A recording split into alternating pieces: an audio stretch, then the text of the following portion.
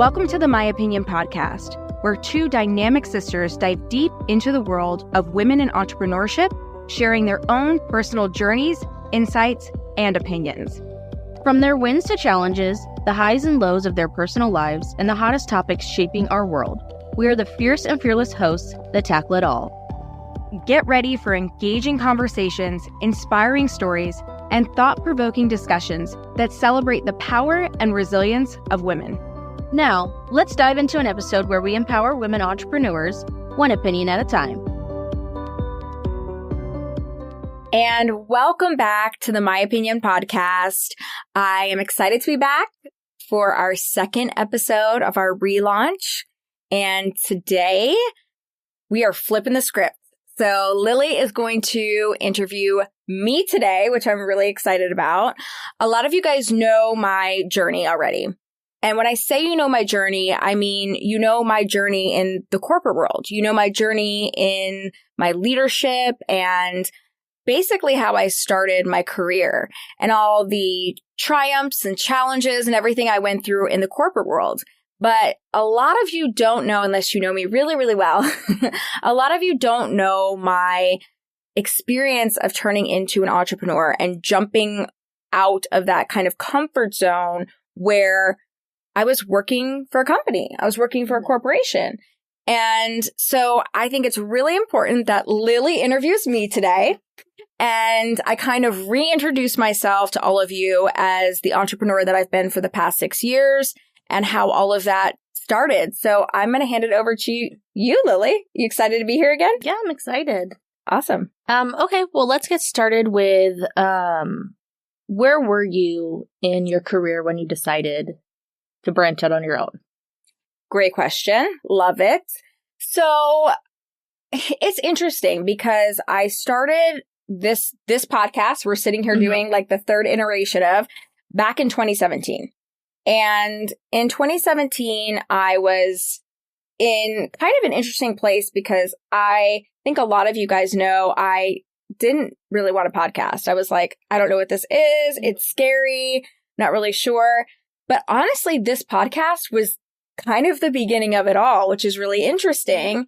And I think it's a fun fact to know that this started it all. And a lot of people will ask me this, sidebar for a second, where did the name My Opinion come up? Where did you come up with that? Yeah. And I wish I could claim to fame it. It wasn't me. It was my friends because I'm super opinionated. So I thought, okay, well, I'll call the show My Opinion. I'll talk about my experience on reality television. I finally said yes to my friend that wanted to produce the show. And we did a couple seasons. And I started to realize, I'm like, okay, I had done live television before. So kind of these things coming together. And that's when I started to do some contract work. Like people were asking me to pick up some contract gigs. That was more in my event world.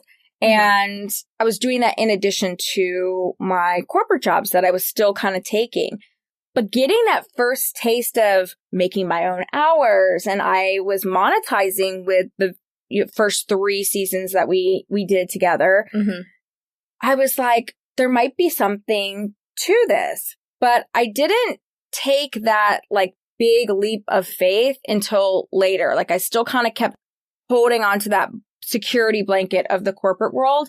But that was kind of the beginning. That was my first taste. So were you doing both at the same time? Okay. I was, which I think is important to mention because you can, but I think jumping off the deep end, like really going all in, that's a transition for sure. Okay. So then my next question, what made you fully transition to being your own boss? Yeah. The key question, what made you jump off that? Yeah. Yeah. So in my opinion, as we talk about on the show here, I think this is the hardest part. This is one of the hardest parts. So I have kind of dabbling back and forth and, I kept getting thrown some jobs that were really great. So it's really hard to say no. And finally I said, okay, like I really want to try this. I was doing contract work And in 2019, I got an offer from a small firm to do event sales and do some of the logistics for them and stuff. And I was like, okay, I'll never forget saying to friends and family, I was like, this was like December, November, I took this job. I was like, I don't know why, but I have a feeling this is going to be the last person that I actually like work for, right? Yeah. I had this weird feeling. Can't explain it. I said it vocally, so like people hold me accountable to it all the time. And little did I know the reason for that was going to be the pandemic. Oh. So the pandemic was a huge reason for this. So I've been working for this company for 4 or 5 months and the pandemic hits. Like we are supposed to be at South by Southwest, which is a huge, if you guys don't know, if you've been living under a rock, it's a huge event. Yeah. Huge event. That gets canceled and like things are being canceled. And I should back up for a second because I was at an event with, my employer at the time. I went to Vegas and then I went to San Francisco and fell very ill in February of 2020. Little did I know I had COVID and I had to be quarantined. And that was before we were even talking about COVID. Yeah. It was really scary. And I finally made it back home. And then that's when March hit and the world started to shut down. And so, I was working right alongside the owner of the company and really talking to her through these challenges. And she was like, I don't want to furlough my staff. I don't want to do that. So she partially furloughed everybody. And that was one of the best decisions like she ever made because she was able to retain her staff. But for me, during that time, I started to notice because I'm in the event space as well as podcasting and other things that we're going to get to, I know. Yep. But I started to realize that things were going to be virtual. And I really wanted to embrace that. I wanted to embrace virtual events. I think when you embrace change, that's a huge part of entrepreneurship. Yeah, a lot of people had to do that during the pandemic. So that's crazy that you took, a niche that people thought was going to be gone because of the pandemic and you made it into your own business. Absolutely. Well, thank you. Yes. Thank you. Yeah, I think I didn't realize I was doing that just yet.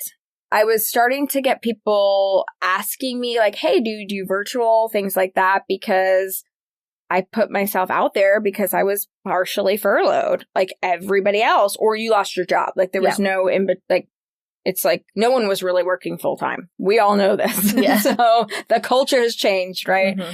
So I, at that point, had a conversation. It took a little time with the owner and I was like, you know what? I'm going to take a risk.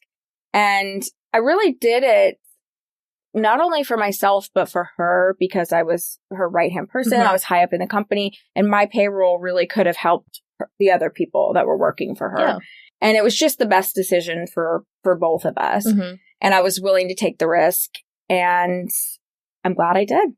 Well, awesome. Okay. Well, now my next question is, can you explain what you do then? Since you said virtual events. So is that the majority of what you do, virtual events? Yeah. So this is interesting how this all happened. So when I made this leap, I knew I had to do virtual. There was no way I was going to survive, right? So everything that I did had to be virtual. So I was like, okay, like I was doing this podcast, but it was leadership focused, right? Because I was still corporate. So I was talking to you guys about women in leadership. You can always go back and listen to those episodes. But I, was like, okay, what am I going to do? What's going to be my revenue driver immediately so that I can survive, right? And pay my bills and support my family. And I got into virtual events and I just started studying all these different platforms because there were so many, like Zoom had been around, Skype had been around. So they were just like kicking it up even higher. They were like, but then these new platforms started popping up. And this is when virtual reality started to get even crazier. This is when a lot of this stuff was really birthed because everybody was home. Everybody was home. And this is like, Google Meet, all these different platforms. I mean, Hopin, I'm shouting out all my favorite platforms, but Microsoft Teams, I use a lot of Zoom with my clients, but there was this other side where people created these platforms for trade shows, virtual trade shows. They had been out there, but it wasn't as robust as it had been. Oh, yeah. So, of course, yeah. Right. So they're starting to sell booths. So I had people reaching out to me to do these different things like, hey, can you manage this for me? Can you manage that for me? And it just kind of started to evolve from there. So to answer your question, doing events, that's the majority of my business. I do have some other businesses, but that was the first one that was birthed. And I was like, I'm going to call it My Opinion. I already have this. I trademarked My Opinion. So yes, I would highly recommend if you have a name that you really love. So a little quick tip there for everybody. Yep. Trademark it. It's worth it. It's taking like 2 years now to get trademarked, 1.5, something like that. So go for it. Best thing I ever did. Besides work for myself. But I think that was the main thing. And I've just gone with it and evolved with it. And I think I enjoy a new challenge, and I think entrepreneurs do. And so that was really important in embracing, because it was changing weekly. It was changing so fast. So so I had contacts at all these different virtual places, and then, also kept my great relationships with in-person places as well, because I knew this wouldn't be forever, but my gut was telling me, I'm like, this is going to be like, buckle up, because this is going to be a thing. And we're really just getting back in person in a full capacity in 2023. Well, did you see a lot of these virtual clients transitioning over to physical clients, having physical events with these clients? Yeah, great question. So I'll kind of back it up to my first client. So what that helped me take the leap as well. So for me, I was like, okay, I remember thinking this too when the furlough was going on, when I was working for that boutique agency, and loved the gals I was working with. They were awesome. I loved everything they were doing. But again, I was like, okay, what am I going to do next? Like, I know I can build things. I built this podcast. Like, it's technically a business. Like, okay. So I remember starting to talk to some people. Remember back in 2017 and 2018, I did contract work. Keep those relationships. So tip, keep your relationships, because you never know where they're going to lead, right? Relationships are just the key. And I remember a couple people coming to me saying, hey, well, do you know this platform, or do you know that platform? And this was mostly through LinkedIn or my relationships from the past, us checking in on each other because of the pandemic. And that is a relationship. And one of my strongest relationships, I would still, even working full time for other people, I would still go do contract gigs for her, for like her trade shows. Okay. She came to me and she said, what are you doing?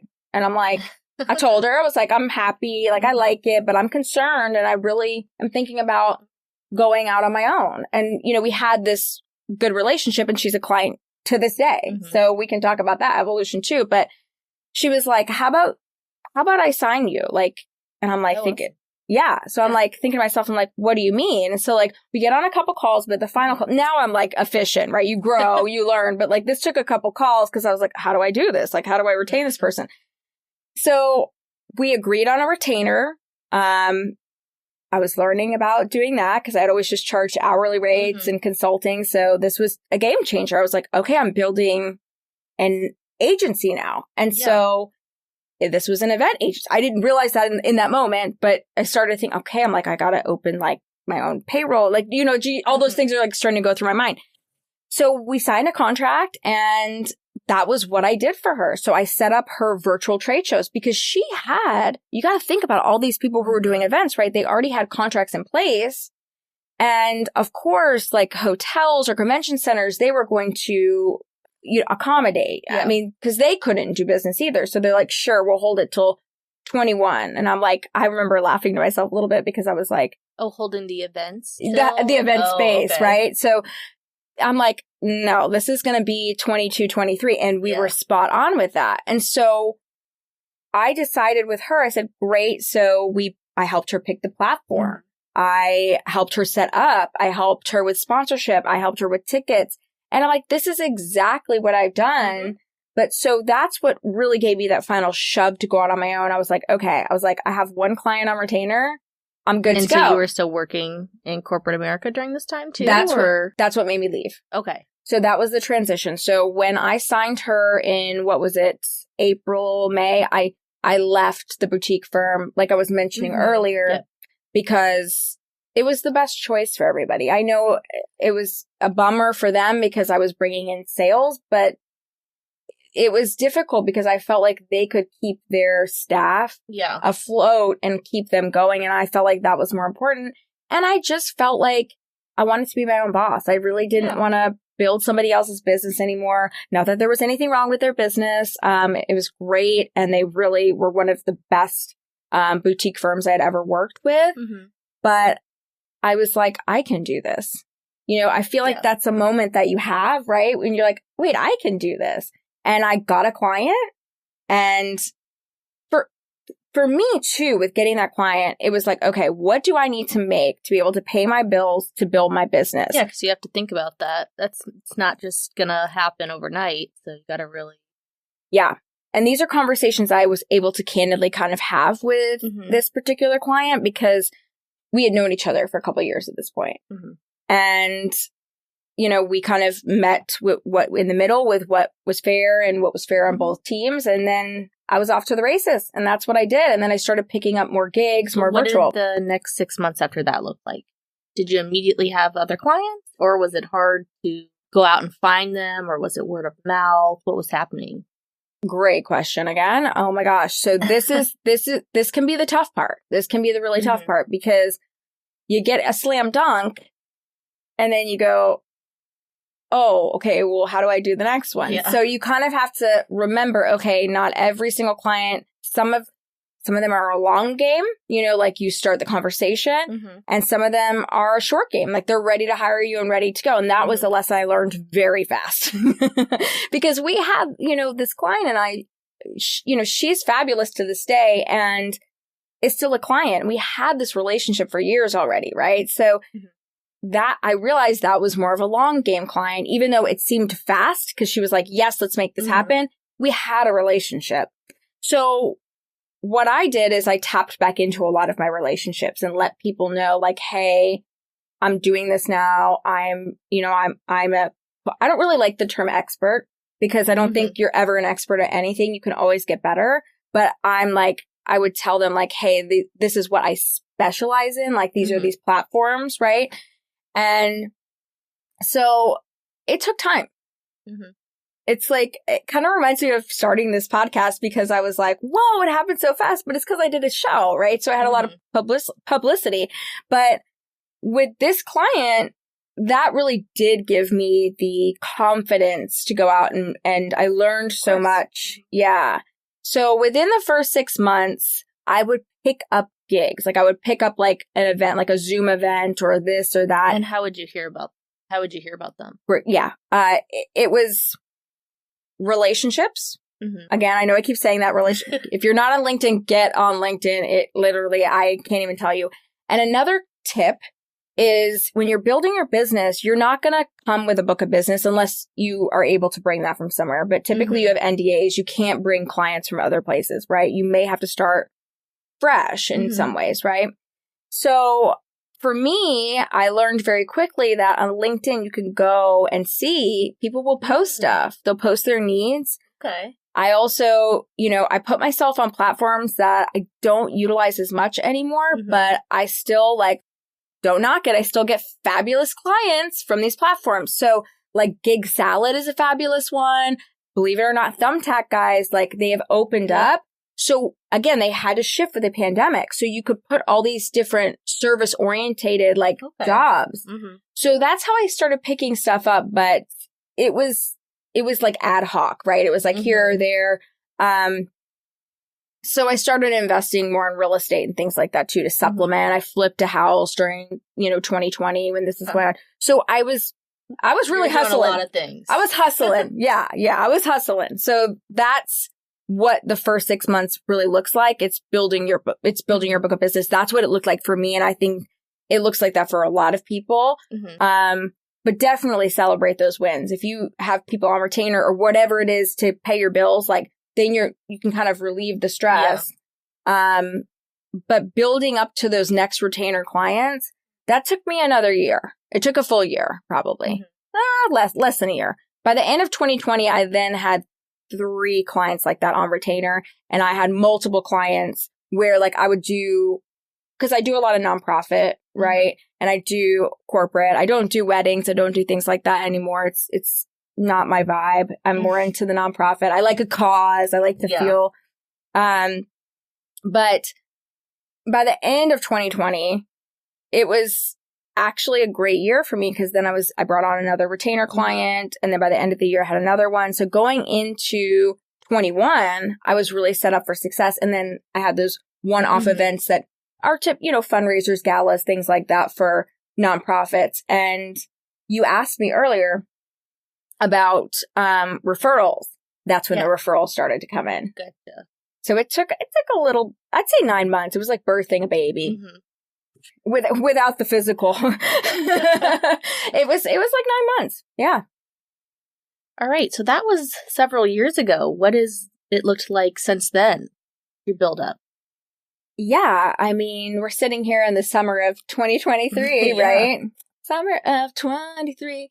It was a journey. So I was so pumped because now I'm like, okay, I've got multiple clients on retainer now. And I guess I should explain, like, for people that are like, what is that? I think a lot of you know what retainer means, but they pay you a certain amount a month. It's guaranteed. You work a certain amount of hours based on your hourly rate. And that was exciting. I was like excited. And I also had these, strategic events planned through the year. And I was like, okay, so I could start to really look and understand what my business was going to bring in financially for the business and what I needed to put out. Because then I was like, oh, crap, I need like a website. I need intake. I needed a virtual assistant. I needed somebody to help me because now I have my work email that needs to be monitored. And I was personally handling all of that. And I had my podcast. So I'm like, quickly things were starting to build up. And I'm like, okay, so a little bit like we talked about on your interview, the outsourcing thing was kind of that became a thing for me. And that was really hard for me because this was my baby. I was like trying to build this. Oh, like I even have to deep breathe just thinking about it because I didn't want to let go of the reins. Yeah. But I needed to. So that was kind of my first steps in outsourcing was somebody helping me with email scheduling, really basic stuff. Do they just monitor your email? Okay. Yeah. So, and that's something like if that's a time thief for you and you own more than one business, or if you're starting to really grow, I highly recommend. Like that's the first, like your business is a little bit different, but it's similar. Yeah. It's similar though, because you're outsourcing and it's kind of like having an assistant. That was huge. And being a virtual assistant blew up during the pandemic. Say, great business right there, virtual assistant. Hot tip. If you want to work from home, if you're a great virtual assistant, it's a game changer for someone, especially when they're growing their business or they're completely overwhelmed and you're like, hey, I'll work 10 hours a week for you and do this and this and this, get a couple clients. That's your full-time gig. Hot tip. But and then, for those of you out there listening to this and watching this, that really changed everything for me as well, because I'm like, okay, now these menial, grab more clients, these menial tasks that I was doing, like it changed everything. I shouldn't have to respond, but you do in the beginning, but I didn't feel like I needed to respond to every little email or every little comments. Like I needed to be responding to my clients. I needed to be responding to the right guests for my show. So it helps you prioritize. So that's kind of what 21 looked like for me. It was juggling more than one client, like on retainer. And how do you do that? You're figuring that out. Yeah, you're totally figuring it out because some clients they're all different. They're snowflakes. I use that analogy in a lot of things that I talk about, but they're snowflakes. There's no two client alike. Like it's like people.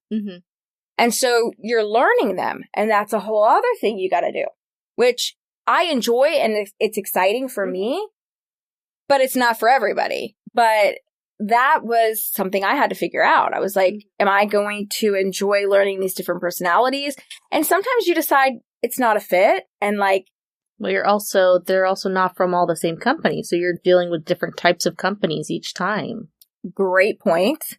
So that's the other thing. Yeah. You have to like, and I feel like a lot of entrepreneurs understand this, especially in my industry, but there's a lot of industries. So I think a lot of you guys can connect with, there's a lot of industries out there that deal with different, you know, I like working nonprofit. That's a passion for me, but I'm not working with one nonprofit that's like feeding, you know, this is one I work with, but feeding girls all over the world. I'm not working with like 7 of those. I'm working with you have the one, and then yeah. And so like the next nonprofit is helping. You know, I'm making this stuff up because you know it's NDAs for my clients. Other hot tip: do not talk about your clients. But you know, helping the pandas, right? I mean, another one could be doing a fundraiser for you know a particular community. You know, it just depends, and that's something you have to figure out. Do you enjoy that? I'm extremely ADHD, if you guys haven't realized that. I'm more ADD than the H, but that's toned down a little bit. So I enjoy it. I love flipping, but it takes a certain personality. There's some people that really just want to be like, nope, I specialize in this, and this is who I work with. And that's cool. That's totally cool. But you kind of figure that out. And that was really, so like 2020 was like the year where I was like, figuring it out. 21 was my building year. It was really building and building off of the clients that I had. And like we go back to referrals, like that kind of kept snowballing for me. And so then going into 22, that's when we started to go back in person for events. 21 a little bit, but there were so many restrictions. A lot of clients did not want to deal with it, so they stayed virtual. Yeah. I still have clients to this day that are only virtual still. And there's reasons for that. They can drive more revenue. Cheap. Yeah. You already know. Yes. So it's cheaper, drive more revenue. More people probably can attend. Exactly. More people can attend. Little to no overhead except for the platform you're using. It just... You know, and it depends. And that's a part of, I started to get woven into that process with my clients as well as I became more of, again, I don't like to say expert, but a specialist, I would say, I guess would be better for this. A specialist in that area and understanding like, hey, who's your target? Who are you trying to target? Because hybrid became a hot thing, right? When we were going back in person, because some people, this was 21 and 22, hybrid, a lot of hybrid events. Oh, half virtual, half. Okay. You're so smart. Yes. So yes, for those of you who don't know, it's both. So it's like you're able to attend virtually, depending on whatever platform we're utilizing, or you can come in person. And what people don't realize is that is not 2 events that you're throwing. It's like 3. Because it's so intensive and it's also expensive because the equipment that you have to capture things, and you have to have a lot of back end people to make it interactive. So I always tell people, I'm like, if you're attending, all of us have attended a hybrid event. All of us have attended in person. All of us have attended an online.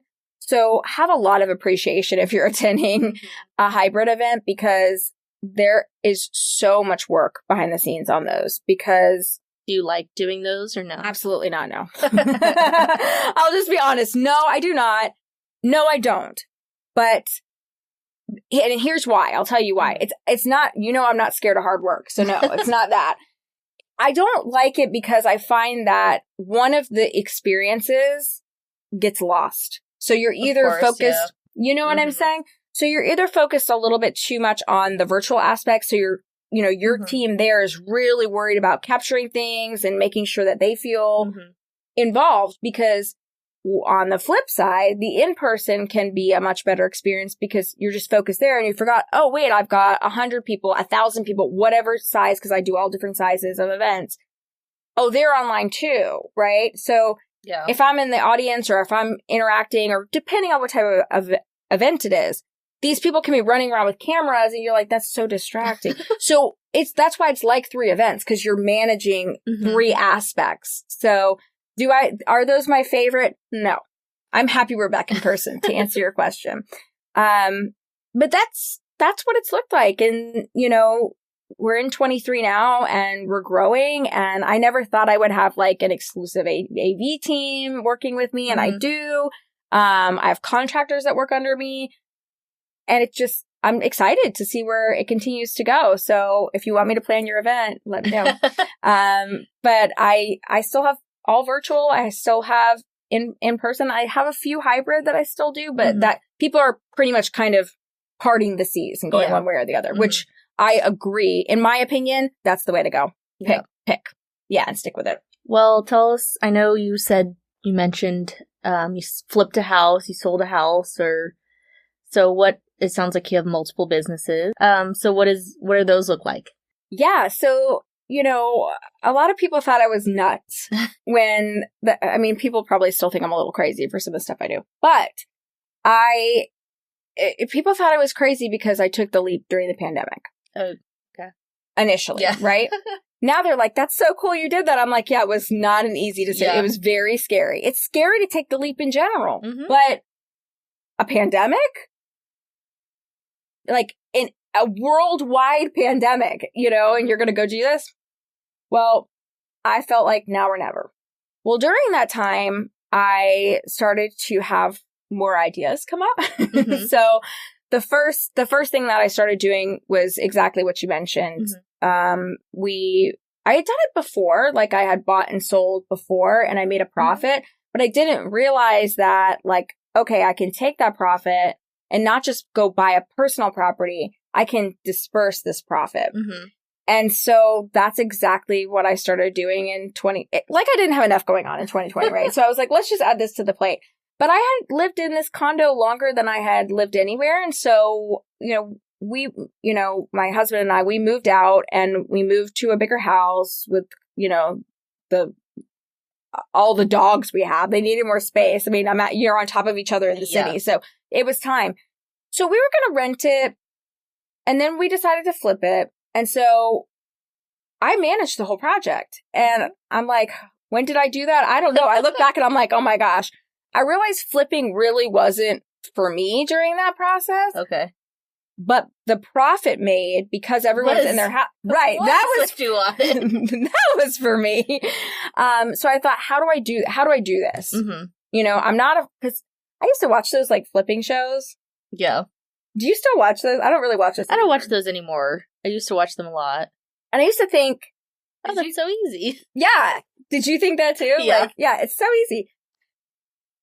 It's not. And even if it's your own house and like, oh my God, it's not. And we weren't even living in that condo, right? So I was battling back and forth and I was like, do I rent it? I'm like, let me sell it and then let me see. And then after that, that's when we made a great profit. We had already bought the other house. So we all know, if you save money, you lose money. And you might look at me like I'm crazy. Hot tip. No, in my opinion, though, if you save money, you're losing it. You need to invest it in something else. And I knew that. And that's what got me doing my side hustle of investing in properties and renting them. So it was a crazy market during that time, though. So I got some tips about like, look for off market. And I was like, what does off market mean?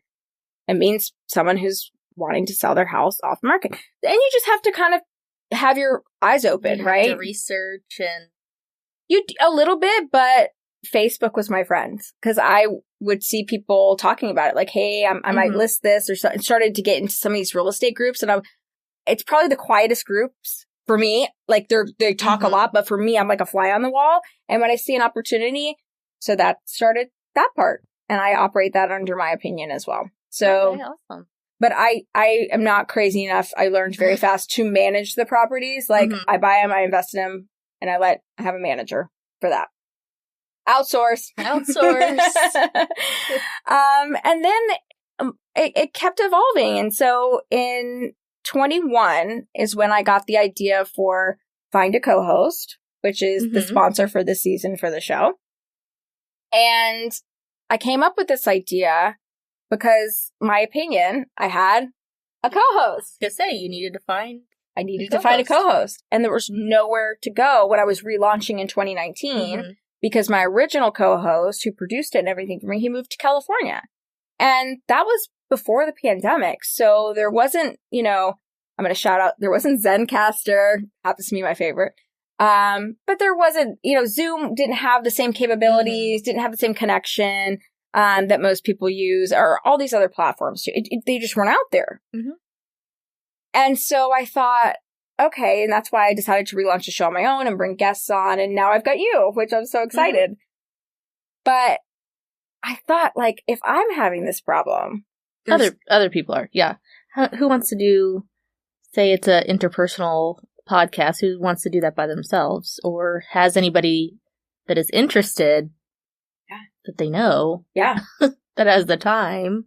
Well, I started to realize a lot of things because I had this idea and the name didn't come to me right away. It was not like my opinion. I just knew I wanted that to be my brand. I knew it. People had called me it for years. They're like, okay, in her opinion, my opinion. Like, so that kind of just was fun and evolved and I love it. And I'm really, really happy with it. It's just fun. And it's a great conversational thing too, because people are like, I love that name. That's so fun. It's warm, right? And that's why I decided to operate the podcast, the events, and the house, all that stuff under that. Find a co-host was different. The name didn't come to me right away. The idea, I was like, okay, there's got to be something here. And so I would just poll people because I was in the podcast community, So I was like, hey guys, is this an issue? And then I started getting in more podcast groups like Facebook, Reddit, place, all these places you can go. And so then I finally just Googled on top of that too. I was like, because when you Google how to find a co-host. And what came up? Nada. Nothing. Zero. Zip.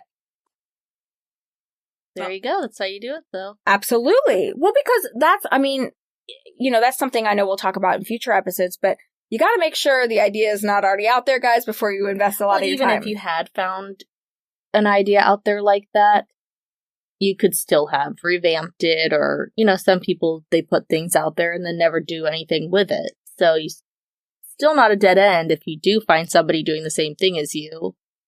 You just need to do it better.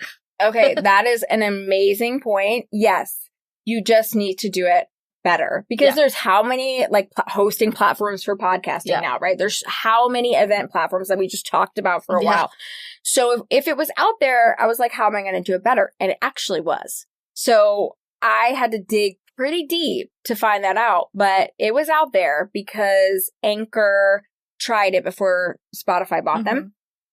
And so I started doing my research, doing my Maya late nights where I stay up till 3, 4 in the morning. And people are like, oh my God, what are you doing awake still? That's this kind of stuff I do. I go down these rabbit holes, which we all do, right? I was going to say everybody does. Yeah. We all do it.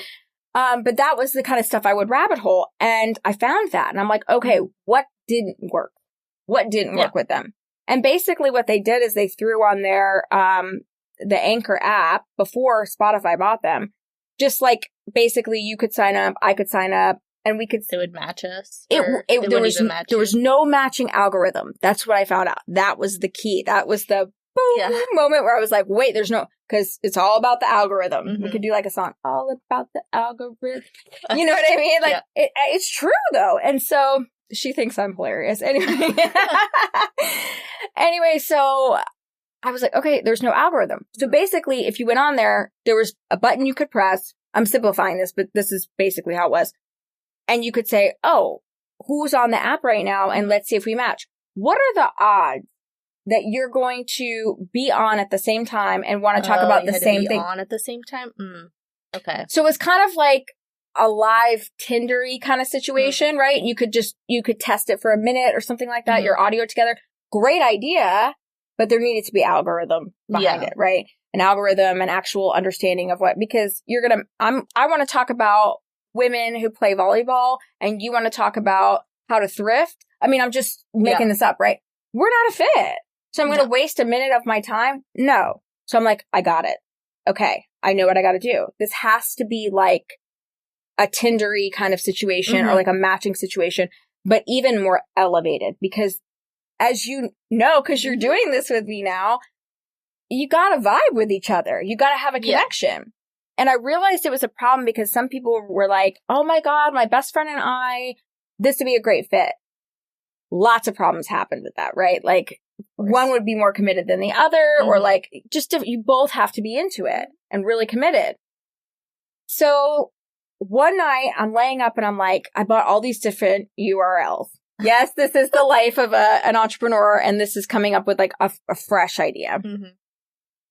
And I was just like, okay, co-hosting, co-casting. Like I was buying all these different ones because they're not that expensive to buy, but they're expensive if you keep them for a long time.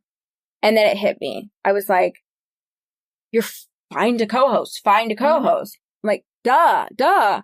And so, of course, I like get up in the middle of the night and I go buy the URL. And it was a much, much more expensive URL to buy. So I was like, okay, I've got something here. Like it was not, $12.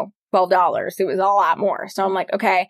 And then I got my web developer, which I had started out, outsourcing to him. So I'd already been working with him since 2020, early 21, so we had a relationship for a little while already. Because it took me until close to the end of 21 to launch the site. And we really didn't start matching until 22.